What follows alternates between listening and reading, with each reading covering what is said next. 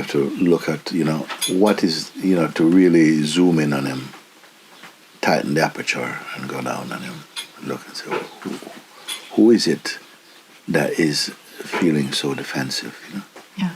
And the fact is that this question, you allow the question some space rather than let the mind himself answer it. Let the question stay in silence, but alive in silence. And look, like, what is it that, and you start to get some little movements inside, like, something feels very vulnerable. I feel like, it's being attacked, You can search for it. What particularly is it? To really, don't let it off and don't change your questions. Stay with him, stay with him. So, what is it, You're trying to see. Because actually, there's nothing there. Yes. What actually comes is like, it's like a habit. Yeah. Something slips in this little thing through the letterbox. And you see that it is a thought that has been believed in for some time.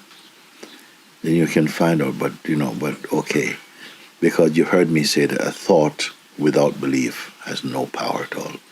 But a thought with belief can start a war and thing. So who is the believer in it? And the believer is the believer. And you even come to see that the believer is a thought. But it's a thought with identity in it. Like there's an I behind this I believe. This I believe is also observable. Yes. You follow? You have to, I'm going to record it so you're going to listen to it. The I believe is taken to be an entity. So there's, but, from my experience and what because that's where he is. He is very subtle. Yeah. From the past, and this happened to me when I was a child, and I just decided there and then I'm never going to have this again and stuff. And this this is where he's living, in the memory, this I. And so you have to stay with it. And you'll find that sometimes it may even come that there's some resistance coming up, like some irritation, like, no, like you really just want to log into it and, take sides with it. But you stay just in this observing space, which is not a room full of people, It's just intelligence looking. But if it can be seen, it's passing. It's like a cloud.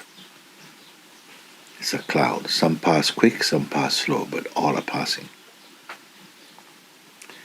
And what knows that? What witness is that? And you check in again without trying to create an image. You say, well, actually, it's just automatically seen. It's just automatically known here. Yeah. And the sense of I feels right now. It's not personal. It's just like an intelligent ability or something, sort of perceiving. You see, and the mind might come up with some other kind of ghost and stuff, and because of habit, something really wants to go back to that, and you see, okay, even that reflex to go there is also happening in something that didn't move at all. You just stay with it, and just and naturally, at a certain point, you may find that you're not able to focus on anything, and there's a tendency to kind of feel like this is too hard. But that is also seen, you stay with it. Mm-hmm. And what happens is that this kind of introspection is self-developing, meaning that it gets good by itself. Mm-hmm. There's not a you making it good. Just by your attempt to keep looking, as you keep looking and you stay with it, it starts to develop into itself. Mm-hmm. You start to find, wow, even you feel some space comes and there's a natural sort of joy, but don't go personal with that even. Just use it as an encouragement even. Mm-hmm. Just keep looking, Don't grab the joy. The joy is there by himself. Just keep looking, but again, something wants to feel like the joy is my reward, mm-hmm. or the joy is the sign of that, I've done it. Mm-hmm. And you have to watch those things. It's bypass them, because you just get caught up in the traffic with them. Just stay empty. You feel that you're looking from an emptiness more and more, and it's so encouraging, so naturally self-attracting. And so you almost sometimes can't wait for the next trouble to come, so you can just check him out and just see that, wait a second, if my viewing place is the same, the troubles all have the same destiny. They're nothing. They were just not looked into before, and so they developed a sort of like a false reputation about how great they are. And you just stay with it, little by little bit, little by little bit. You stay with it, stay with it. You know, sometimes some people may say, well, you know, it's so tiring to do that. I say, in the beginning, the tiring is also part of mind's resistance. Just stay with it, and at some point it just kind of, it's just like, you know, it can't hold itself together and just collapses into this spaciousness. So you just watch that and say, whoa, you know, like that's coming so tight. Yeah. But when you see that, you know, that examination is not an admission of the universal consciousness, for whom things like tight and better don't mean nothing at all. You're going to make the whole vocabulary, you know, of your mind, you know, just see that it's just something perceivable.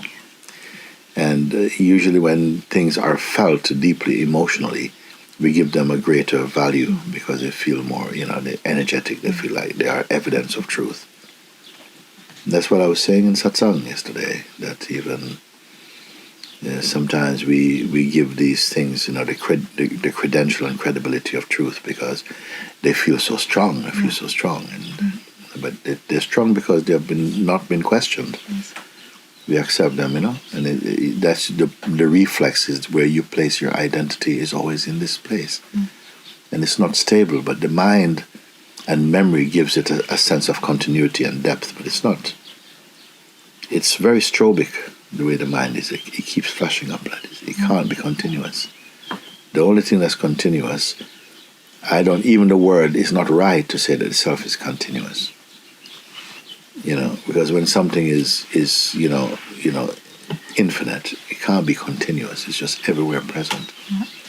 Not going to continue to go where? It's just perfect.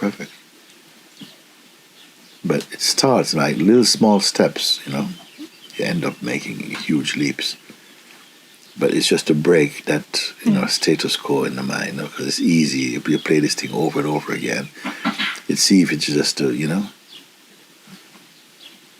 This is a, you know, if some of these quintessential pointings, if you follow them, it's that they are enough. They're so they're so wide in their impact. You know, it's amazing. You know, you can spend lifetimes trying to study techniques which the ego is going to carry out, but not really. Mm-hmm. But if you catch him, you understand, where do you see it? What is ego like? The whole, when I say something like, you know,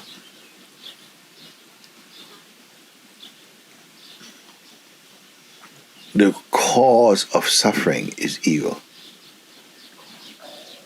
The cause of suffering is 6 words.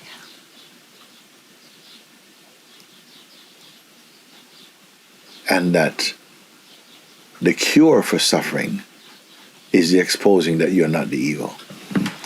If you really did that, that's a world solution because it covers every ground. Because everywhere ego touch. If you can understand what ego is.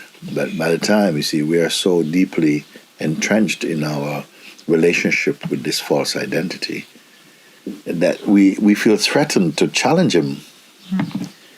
And that's how it lives. We're so used to identifying ourselves in that mode that, you know, when you come to really look at it, something feels threatened. It's it that feels threatened. That's threatening. And because of our links with it for a long time, you feel like, you know, you take on all the symptoms like, oh God, I feel so tired, it's so difficult, and it's all your mind. You don't know the difference between your mind and you. You are not the thing, you are not the mind. You are before the mind. You're before the feelings, before everything are there. You're before. And when all of them came, you never change you. Just when we manifest as selves, and then, you know, quickly that gets confiscated and become ego, then trouble start. Only there trouble can start. When you stop him, trouble stop. see, but that simple question to be fulfilled is a monumental leap, because you can only transcend something if you're desperately in need to. If you're just casually curious about it, no chance. You have to really, this is something you really have to fight for, not a bloody fight. The ego will fight a bloody fight because you see how much its virus is inside the functioning of the being. When you know, so even the being is not you, it can't exist without you, but it cannot be quintessentially what you are, because it can be viewed, it can be perceived. We grow to appreciate the profundity of that recognition, that something can be perceived. Does it share the reality of the perceiver? Only if the perceiver is interested in it, particularly. And then he shares reality with it. But if he can look without logging in and without wishing to be combined with it, then he stays pure. The whole thing, the whole world is suffering from becoming personal. Personal. It takes a little while to get out of it, but it can be done. And after all, it's not true. It's not true. And the truth is that you are what you're seeking. It makes you want to celebrate too early, but at least you know, wait a second, you mean I don't have to go and fix myself and undo all the wrong things I've done? I said, well, no, you couldn't anyway. You know what I'm saying? So now when you wake up, you know, you don't have to wake up from this part of the dream and that part of the dream. You wake up from the whole dream. You see, I woke up from this bad part of the dream, but I like this good part of it. You wake up from all of the dream. But it starts with you, by you coming here yourself of your own volition. You come and present this is already a step into your freedom. You know? It didn't have to be pulled out of you like removing some, molar. You know? You came voluntarily and say, I want to be free of this tendency. And in one way I could put and say, well, something. If you understand, the freedom starts there, but now it's got to soak right through. Like if you throw a stone in the river, it's going to take a while before it drops to the bottom, but it can't not drop to the bottom. Yeah. So you throw the stone in the river, and it has to soak in, it has to go down to the bottom. And so the understanding has to go right down into the bottom. It's good. I always admire and feel happy when people come and they say, yeah, I got this problem, I think I'm giving too much attention to this. And so I say, really? Come sit down and let's take a look at that. Because I know how nice it is to be free of that. How nice it is to be free of that duppy. This me factor is it's twinned with I, It's to because we feel that, to be not me means I cannot perceive as I do, and taking that all our way of perceiving appears to be personal. And how can I change that? I said, again, you're putting it on the I again to do that. But if you can see that the I itself is observable, you must go to that place where I is observable. That's not observing the one who observes the I. I can feel this sense, And if I pay attention not to the object of perception, but to what causes even perceiving to happen,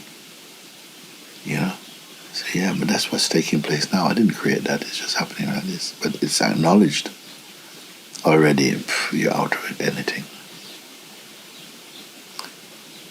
You're out. Thank you. And you realize that which you say you're out that has never been in, really. It's just some dream thing happening inside our mind. But to be free of the I, that is the greatest attainment, I think, in the human kingdom. To be free of the belief, I am this body, I am this person. That's a biggie. That's a big one.